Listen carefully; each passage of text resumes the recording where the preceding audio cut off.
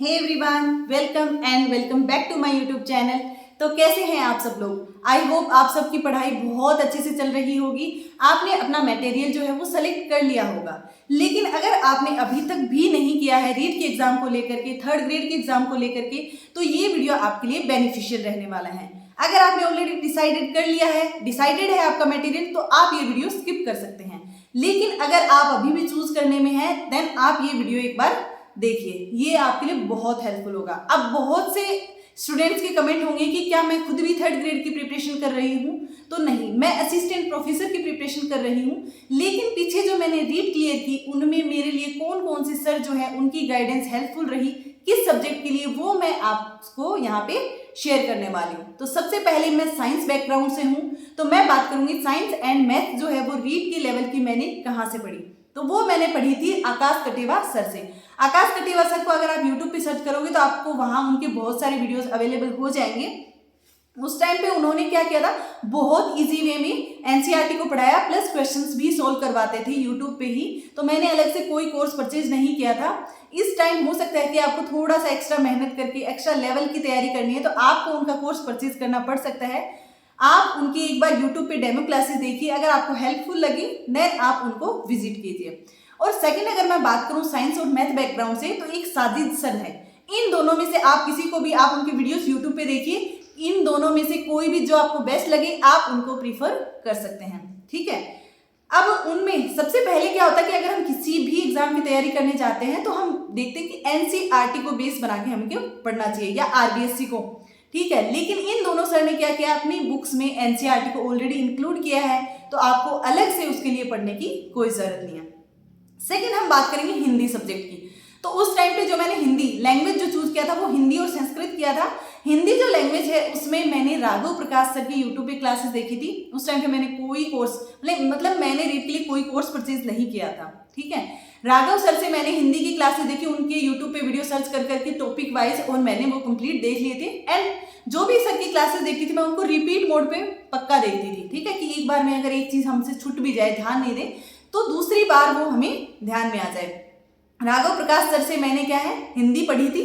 Third जो मैं बात करूंगी, इसके अलावा अगर आप साथ में देख तो राजस्थान बोर्ड की जो व्याकरण की, हिंदी व्याकरण की बुक आती है, वो भी आप साथ में रखो, उसको भी आप पढ़ लीजिए। थर्ड बात करेंगे संस्कृत सब्जेक्ट की। तो संस्कृत जो सब्जेक्ट है वो मैंने सेकंड लैंग्वेज में इसलिए चूज किया क्योंकि मेरे को सबने बोला कि हिंदी और संस्कृत की जो व्याकरण है वो ऑलमोस्ट सेम है, टीचिंग मेथड सेम है। तो मैंने इंग्लिश को चूज ना करके संस्कृत को चूज किया, एंड मेरे लिए वो डिसीजन बेनिफिशियल भी था। ठीक है, तो संस्कृत जो थी वो मैंने लोकेश सर से पढ़ी थी। अब लोकेश सर जो है उनके भी क्लासेस आपको यूट्यूब पे मिल जाएंगे, आप यूट्यूब पे सर्च कर लीजिए। वो भी आपके लिए, अगर आप एक संस्कृत सब्जेक्ट से तैयारी कर रहे हो तो वो आपके लिए बहुत बेनिफिशियल होंगे। नेक्स्ट बात करें साइकोलॉजी की। तो सबसे पहले जब मैंने नाम सुना था साइकोलॉजी, तो मैंने अपने बड़े भाई से सुना था कि साइकोलॉजी बहुत हार्ड है, बहुत इजीली नहीं हो पाती है। तो मैंने अपने मन में बिठाया था कि मेरे को साइकोलॉजी सबसे स्ट्रॉन्ग करनी है। अब मैंने स्टार्टिंग ही पढ़ने की साइकोलॉजी से की थी, और वो मेरे को लास्ट में क्या है कि मेरे को 25 प्लस ही मार्क्स आए थे। ठीक है, मेरे को बहुत अच्छी लगी थी साइकोलॉजी। साइकोलॉजी जो है वो मैंने उत्कर्ष पे अंकित जो सर है, अंकित सर क्या है, पहले बहुत पहले 3-4 साल की उनकी वीडियो की पूरी प्लेलिस्ट बनी हुई थी। मैंने उनकी प्लेलिस्ट जो है वो देखी, एंड वो मेरे को बहुत इजी लैंग्वेज में, बहुत अच्छे अच्छे एग्जांपल्स के साथ में अच्छे लगे उनके वीडियोस, तो मैंने विजिट किया, एंड वो मेरे लिए बहुत ही बढ़िया डिसीजन था। तो मैंने स्पेशली अंकित सर से साइकोलॉजी पढ़ी थी। उसके अलावा मैंने बीच बीच में जो धीर सिंह सर हैं एंड वंदना मैम जो हैं, उनके भी क्वेश्चन देखे थे।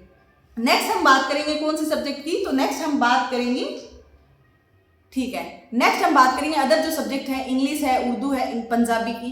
तो देखो इनका मेरे को कोई आइडिया नहीं है, तो मैं ऐसे गाइडेंस नहीं देना चाहूंगी।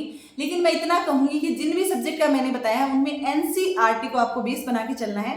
लेकिन जैसे कि मैंने बताया कि संस्कृत और मैथ्स में वो जो सर हैं वो ऑलरेडी ही एनसीईआरटी को बेस बना के ही अपनी बुक्स बनाते हैं, उन्होंने ऑलरेडी सब कुछ कवर कर रखा है।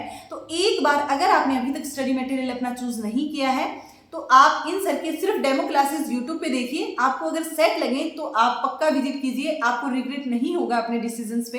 And teaching method almost same होते हैं, आपको इधर उधर नहीं भटकना है। लिमिटेड मटेरियल इकट्ठा कीजिए जिसका बार बार रिवीजन हो जाए और इधर उधर बार बार चेंज मत कीजिए, ठीक है। अगर आपने ऑलरेडी अभी भी डिसाइड कर रखा है तो मेरे कहने से भी चेंज मत कीजिए सर को, एंड उन्हीं को आप अपना कंटिन्यू रखिए, रिवीजन कीजिए, क्वेश्चन प्रैक्टिस कीजिए, वो आपके लिए हेल्पफुल होगा।